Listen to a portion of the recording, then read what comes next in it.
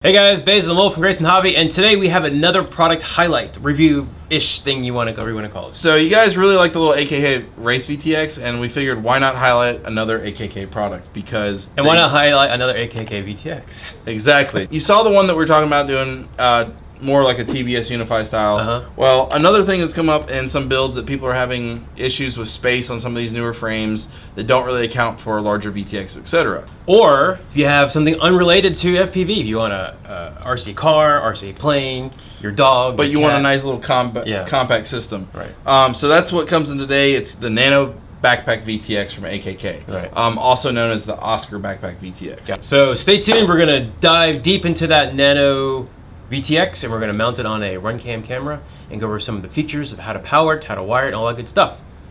So stay tuned. If you're new to the channel, Grayson Hobby is a shop located outside of Atlanta, Georgia, where we sell and ship out quads and airplanes and drone parts and everything of sorts.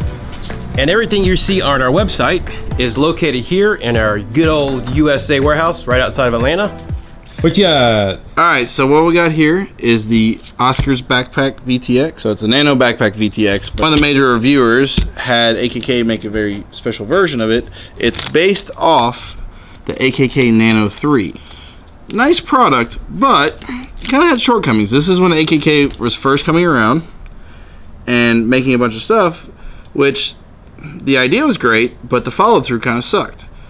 The wire harness was useless for any cameras. The power source, not really good. So, and they glued it. So you couldn't really get to anything. It was a pain in the butt. You had to peel the epoxy off and all that. Had a UFL connector, but it was smart audio capable. It's a sub $20 VTX. It fits on the back of the camera. But guess what? It didn't have any hardware to mount it on the back of the camera. So you just kind of stuck double-sided taping and then it'd fall off, you know. So it was a great idea, but it was missing a couple points. So one of the major reviewers went through and contacted them and said, hey, let's do these changes. Well, they actually named it after him, which is kind of cool. So, but this is a BackPack VTX. So the difference in this one compared to the Nano 3. So that's not named after you, because you're... I am not Oscar, no. The Grouch, but yeah, all right. Yeah, jackass. So the difference is they went to an MMCX connector. All right, just so we know, which is the old, which is this is that one. All right. This is the Nano 3. Okay, that was very similar. So they added the audio feature, so it actually has a audio pickup so you can hear it with a microphone. The buttons have been moved to the side so it's a little easier to get to. The LEDs are down the side so it's easier to get see when you're programming it if you want to use the button. They use the MMCX connector instead of a UFL, which is becoming more popular. It's a little more robust, less likely to pop off, etc. The other thing they did, instead of doing these crazy harnesses that are covered in epoxy and do nothing, they made larger solder pads that are easier to work on for amateur solderers and everything, and the silicone wires. So it has nice silicone wires. Now, in this case, most people are going to end up desoldering and soldering their own wires up, but it has the ability to wire into VTXs, or I'm sorry, flight controllers. So the nice thicker silicone wires would wire into your flight controller. So like on this case right here, in this particular VTX, you'd be plugging into the side here. So your connections are going to go into the flight controller here. Then you'd have your wire harness coming out of the flight controller to the camera. So because that doesn't wire directly, because a lot of these flight controllers now have Betaflight OSD, etc., you're not really plugging straight into a camera. So you're wiring the camera up to the flight controller, and then you're wiring the flight controller to the VTX. So that gives you your smart. So everything's going through the flight controller. Yeah. Okay. And then it's also a 5-volt VTX, which is nice because a lot of the diatone stuff has a very sturdy 5-volt regulator for the VTX instead of battery power. It's a filtered 5-volt source, so it's cleaner. So you can wire that in there. So that makes nice wiring and all that, makes it cleaner, a little less mess going on, wires everywhere. Gives you the ability for OSD pass-through, etc. So this is what I like right here. This is the thing right here. They cut it out enough to fit the newer VTX, or the cameras that have the extra pins. Back in the day, you know, some of the simpler cameras and all that you'll find out there have less pins. Well, some of them are more pins. So they actually thought about that instead of making it to where it didn't fit. I've seen that before on some of the other brands. So using, which one, you're right there, those are run cams, right? This is a generic camera off of King Kong. Okay.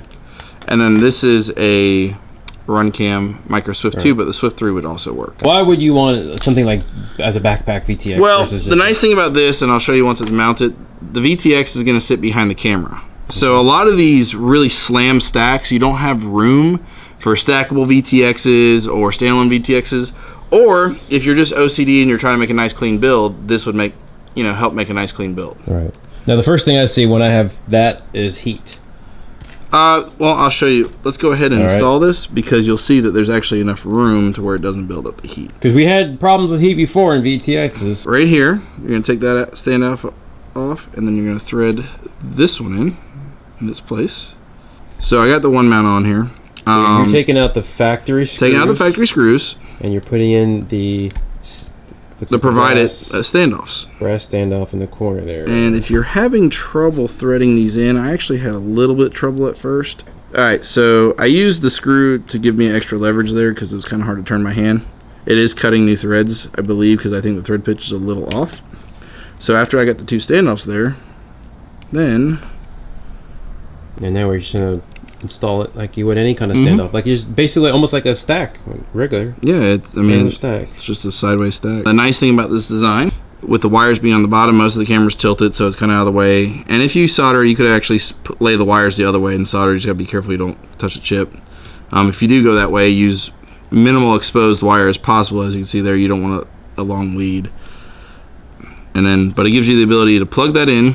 That would go to your flight controller here, and as on the camera side to your OSD side, and then this would go to smart audio, because this does have smart audio, TBS style, and then your video ground 5-volt.